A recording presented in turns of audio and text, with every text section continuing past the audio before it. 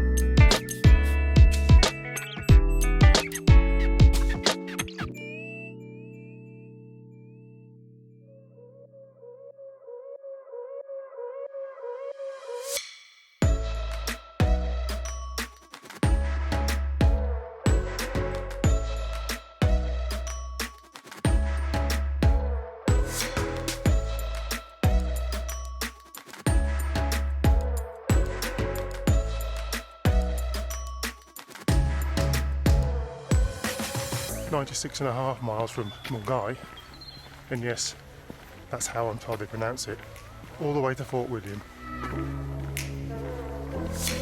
Just like my previous walks, the coast to coast and the South Downs Way, and more recently my road trip with the NC500. This is not a turn by turn, it's just my take on the actual trip. So it's a how-to you're looking for. This might not be for you.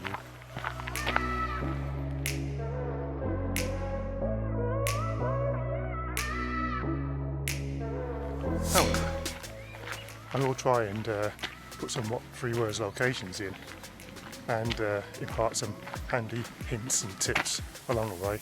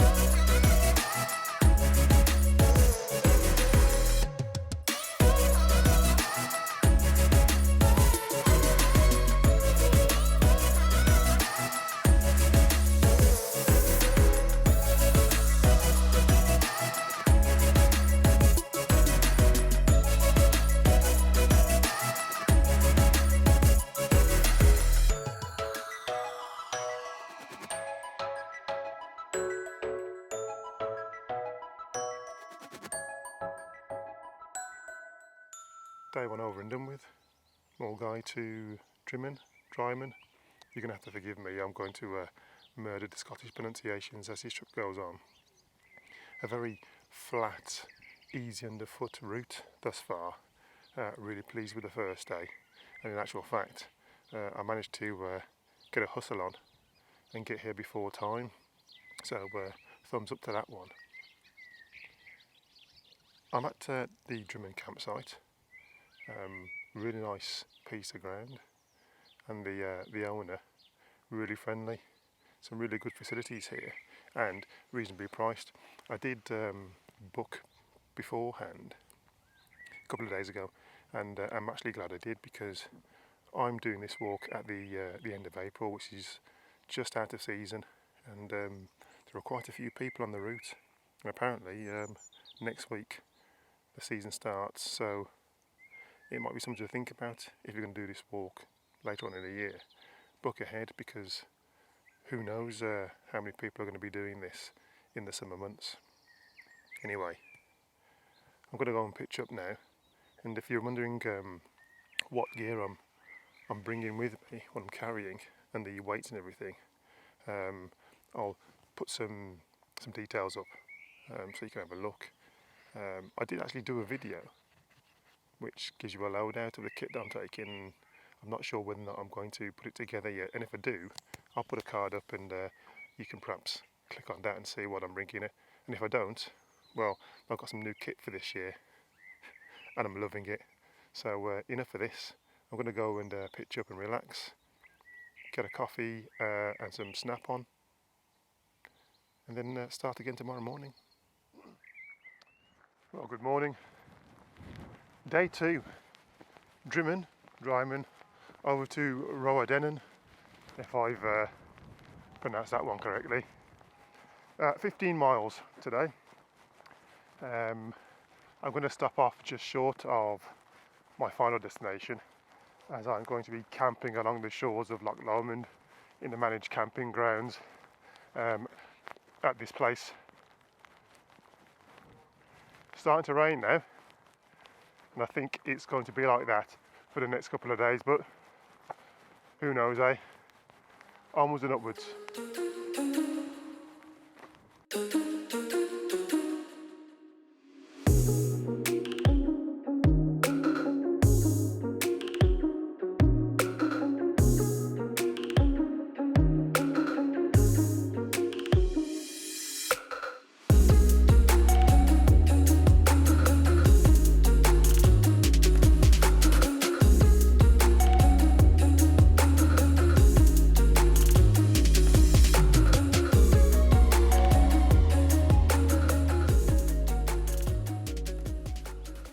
This point here marks the 2 routes you can take to get more or less to the same place, which is down to Loch Lomond. The left-hand route, which is a low route, and the right-hand route, which is up and over Connacht Hill. Now, during this time of the year, April to May, the lambing season takes place apparently up on the hill, and they advise that you take the low route, just for the sake of the newborn lambs and the farmers, etc. But there's nothing to say that you can't go up there, unless, of course, you're walking with your dog and then you have to take the low route. But for me, I'm going to break with tradition and I'm taking the high route.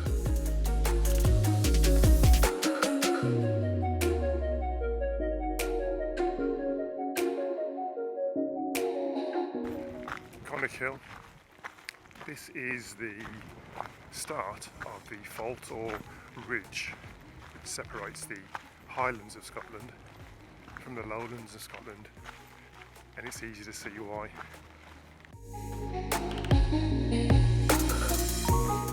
That said, I'm on the route down now, down towards the loch, which, if I can remember, is 4 miles wide, or over 4 miles wide, and over 18.5 miles long. It's absolutely massive.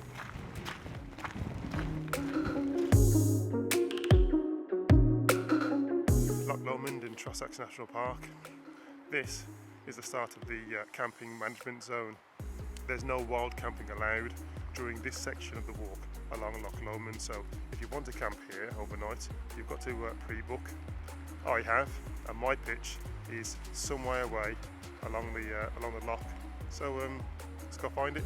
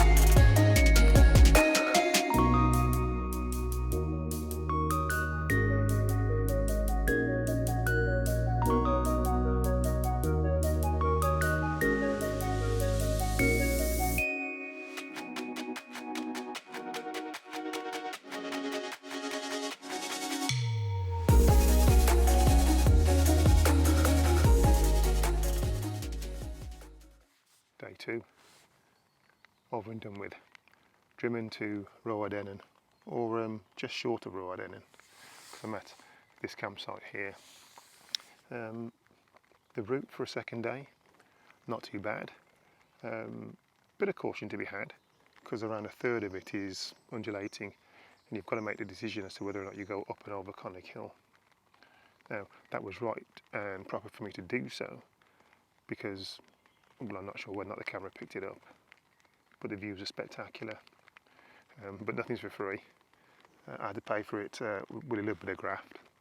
But a word of caution, on the way down is actually quite steep, and although there are some really well maintained paths to be had, the majority of it is boulders, rocks and tree stumps, and it can become very, very slippery in this weather.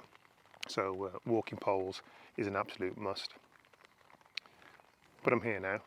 I'm at my prepaid campsite, and as I said, along the loch it's all managed, so you can't wild camp here at all. You've got to pre-book, and I think it's the right thing to do, because unless you're an absolute soldier or a Roman legionnaire, if you get your timings wrong, this could be a very, very long day for you.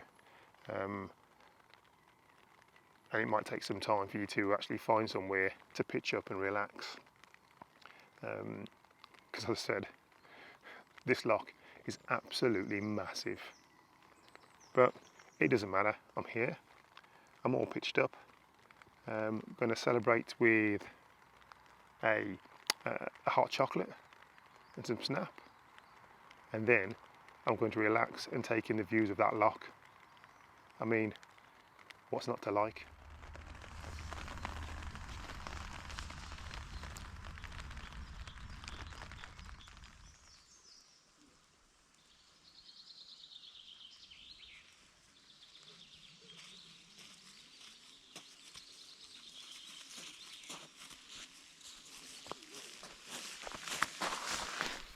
Day 3, leaving the campsite, and today I'm looking to head to Crainlarich. It's about 20 miles. However, if the weather is particularly bad, I may stop off just short of that. And there are a number of places that you can do so, in Visnaid, in Rowardennan, and Glass, I think it's called, which is a campsite that you have to walk through. So we'll see how it goes.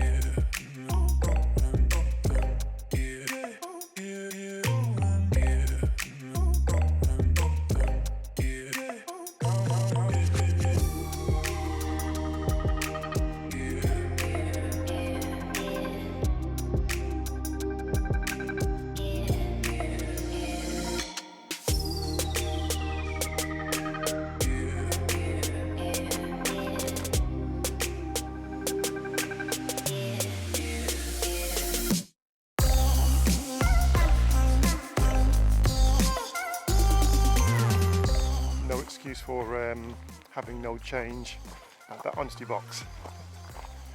You can pay on your phone.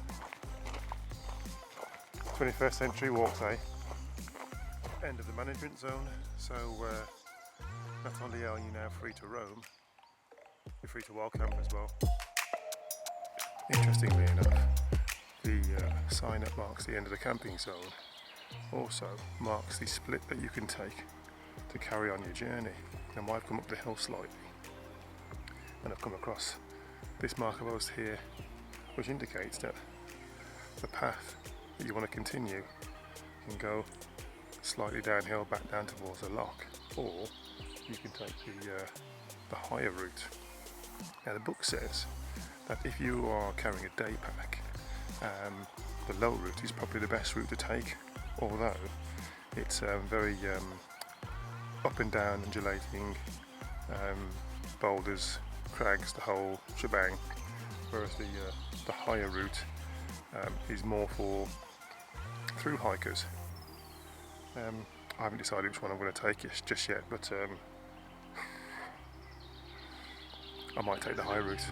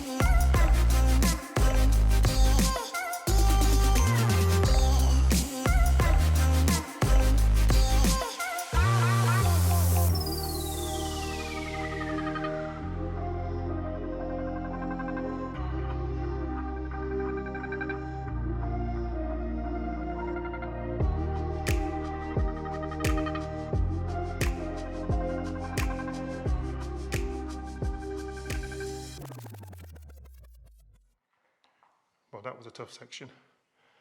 I'm currently in one of the bothies. I can't exactly remember the name. A great place to come to if you're hanging after those arduous miles, or if the weather's pretty bad. I'm not staying here tonight. However, I'd very much like to. I've got a few more miles to do, and I'll see about pitching up somewhere else.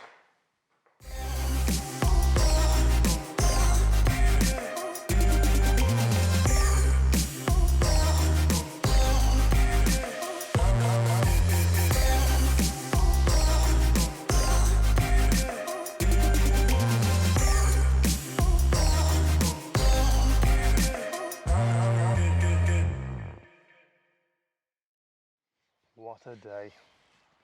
I didn't quite make my destination, unfortunately. I stopped a few miles short, and I'm in Benglass campsite, as you can see, and there are a number of reasons why I stopped here. One, I'm dead tired. Two, the route takes you right to the doorstep. Three, I could really do with a shower. And four, the route from Inversnaid through to the Bothy, absolute madness, full of ups, downs, ins, outs and throughs, a real ankle breaker, littered with boulders, rocks, dips, tree roots, fallen trees, low-hanging branches, any and everything, a real tester. The loch around that section, absolutely gorgeous, but not that you ever notice. You've got to keep your eyes firmly peeled and fixed on the route ahead. If you cast your eye somewhere else for just a second, you're going to come a cropper, and to be fair, I did a couple of times, so lesson learned. But all that's forgotten now. The sun's out, it's a lovely afternoon, much better than this morning. I'm about to go and enjoy some of the facilities of this place. I'll see you tomorrow. The morning of day 4, I've just left Benglass campsite, and I've got to say, what a facility. It's like its own little town, and hats off to them. It's strategically placed, considering the mammoth walk you have to do to get there. As I said, I've just left a little bit later today. My intention, first off, is to get to my original destination of Crainlarich, and from there make a decision as to whether or not I head off to what would have been my destination today, the Bridge of Orchy, which is another 13 miles from Crainlarich. I have actually factored in another day to this walk, just in case I felt like I didn't want to move on. So I may well take myself up on that offer. I'll see what it's like when I get to Crainlarich. The idea being I can pitch up nice and early and then relax for the next couple of days. Or, if I feel okay, I might just make my way on to at least Tindrum. Let's see how the day goes.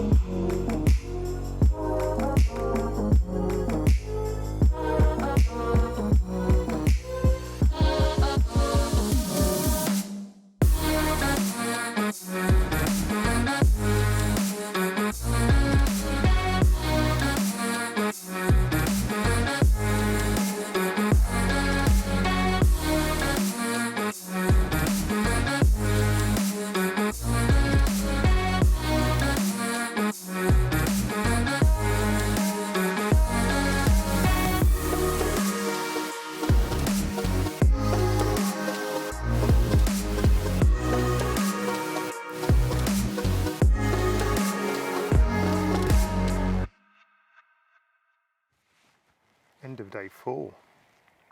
I've got to be quite chuffed with myself, to be fair.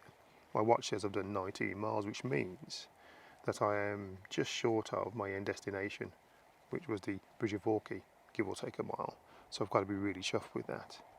And when you consider that I'd have been happy today, after yesterday's exertions, stopping at Tindrum, I decided to push on, and well, here I am. That just means that the extra day that I was going to use today, I can now put back in the bank and use it for later on in a walk should I need to. The route here, actually, really nice and quite pleasant. The only point of note is the crossroads at Crainlarich on the way to Tindrum. The start of that walk is quite steep, but it goes into the forestry area, and once you're there, it's actually quite a quaint walk, nice and soft underfoot, and you're surrounded by loads of trees. It's a really nice place to be.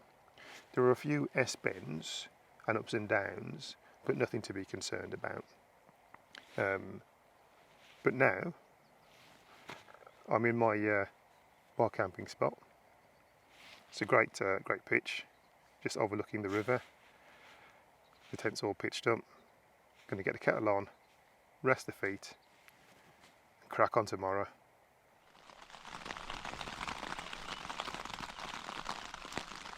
Good morning, and welcome to the start of day 5.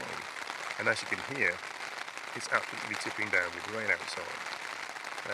Now I got up early, but there's no way on this earth I'm going out in that just yet. But today's route takes me from Bridge of Orchy over to Kingshouse, and it's about 12 miles.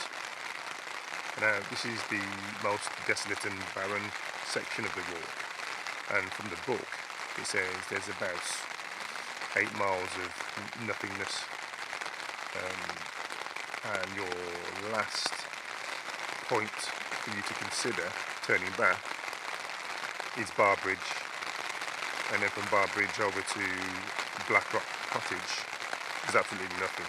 So take your water, take your food, and in this weather take a shelter, because as I've read, there is no shelter to be had. That said, I've got to get out into this sometime, but first, as per usual, coffee on.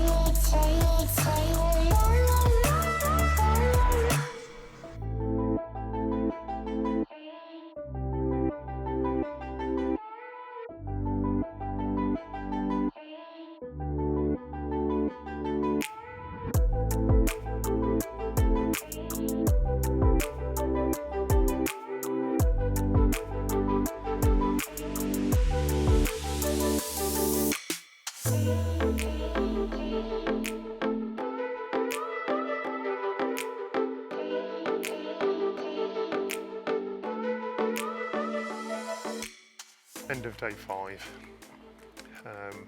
The route, actually, not too bad at all. There's a little bit of a rise here and there, and then it's mainly flat.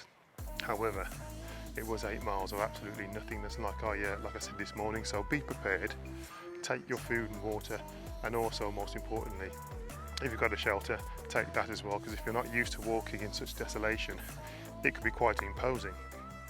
A bit like the North York moors, but the only difference was it was dry then and not torrentially raining.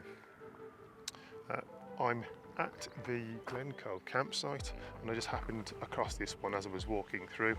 I wasn't actually going to stop. However, it's a brilliant place. 2 lots of showers, camping pitches which are only £10 a night.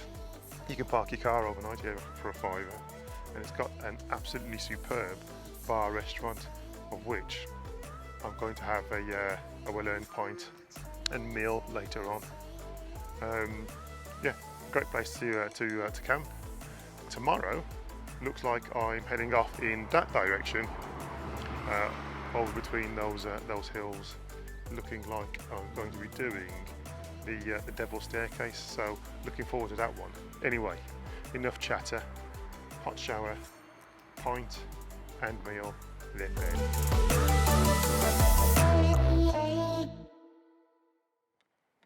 Good morning. The start of day 6. Kingshouse to Kinlochleven. 8 3/4 miles, so it's not a long one today, but I'm going to take my time. Apparently we get to the highest point of the West Highland Way at 548 metres, and in that there's the Devil's Staircase, which is shrouded in a load of folklore.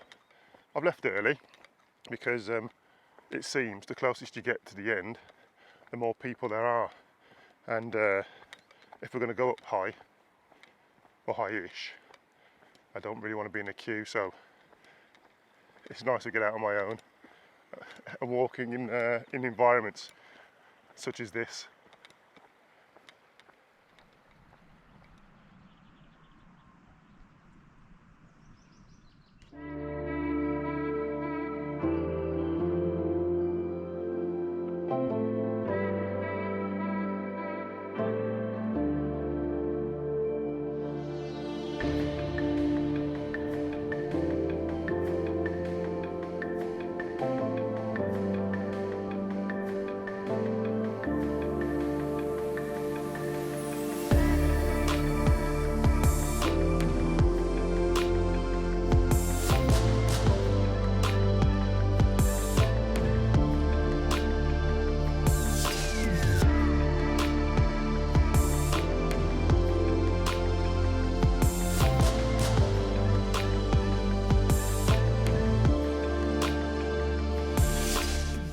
That's the staircase done. Now all I've got to do is find a lift to get back down.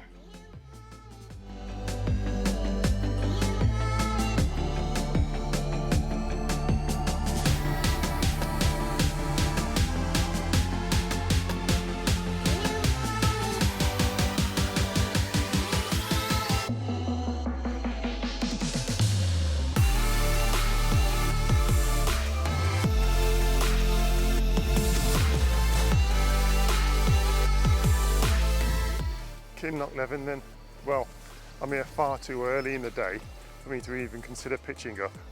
So I think I'm going to push on and break the back of some of the mileage that I would have done tomorrow. It's 15 miles or so from here to Fort William, so let's see how far I can get. I'll wild camp and make it easy tomorrow.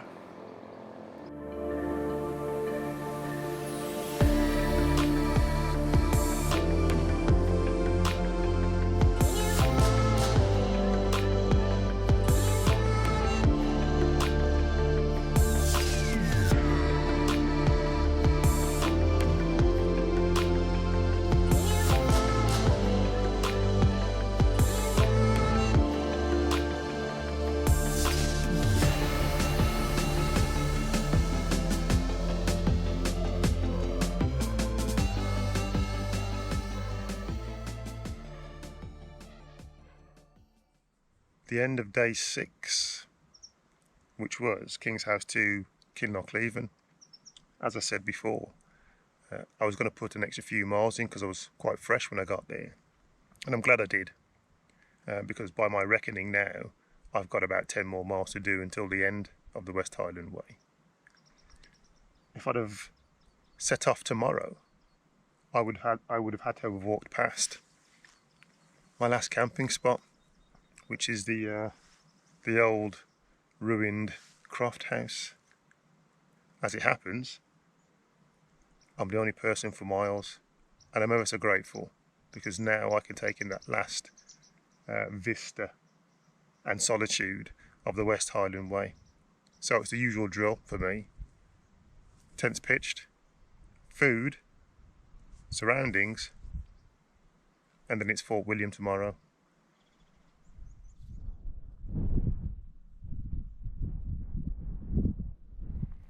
Good morning. The start of day 7, my last day. Only around 10 or so miles to do, and in truth, I'm not really sure I want it to end. However, thus far, it's been a spectacular walk. Let's see what the next 10 miles has in store.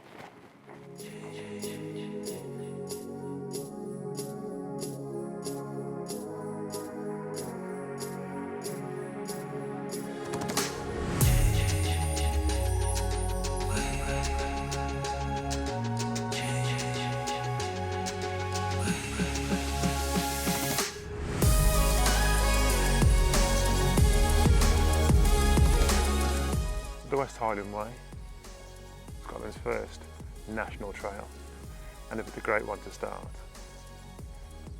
I've spoken to a number of people from all over the world on this walk. America, Canada, Russia, Germany and Slovenia, and they all come for the same thing, that sense of escape. The walk itself, magical, but be under no illusion. There are sections of it that will make you rethink your existence, so come prepared. Me? Well, the walk's nearly over now, and it's a shame to leave it, but I'll be on to the next adventure soon. But if you're thinking about it, get your boots on and get over here, because if you don't, you're missing an absolute treat.